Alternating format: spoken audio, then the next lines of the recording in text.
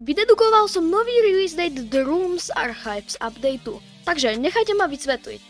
No asi každý viete, že The Archives mal vyjsť na konci roka 2025. No ale bohužiaľ sa to switchnulo s batch updateom menom Kringus Workshop.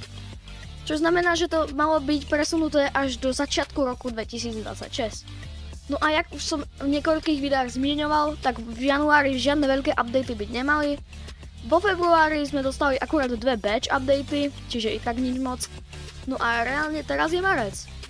No a teraz akurát som sa dozvedel jednu takú vecičku, že vždycky predtým, než vyjde nejaký major update, tak to znamená, že žiadne batch updaty nebudú. Pokiaľ neviete, čo sú batch updaty, pozrite si toto video na obrazovke. Doors vývojárovia radi releasujú updaty v piatok, tak je rozhodne, že to bude jeden z týchto piatkov. 6.3., 13.3., 23. a 27.3.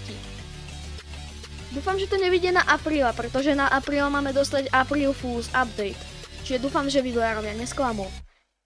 Čiže kde by som to mal cca odhadnúť? Keďže teraz sme všetci mali prázdniny, ja viem, tie jarné, tak si myslím, že jeden z najbližších release dateov, kedy to proste vývojárovia môžu vydať, je určite 13.3. Konkrétne v piatok.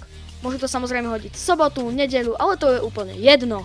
No a každopádne, čo si myslíte o tomto release date? Myslíte si, že to je pravda? Pokiaľ áno, nezabudnite mi to napísať do komentárov, dať like. Toto bol nový štýl shortov, ktorý by som tu chcel vydávať. Sorry, že som tu teraz nebol aktívny, ale proste nebol na to čas. Samozrejme tento týždeň už video nevyjde, pretože nestíham. No a reálne asi tak. Takže už teraz viete, že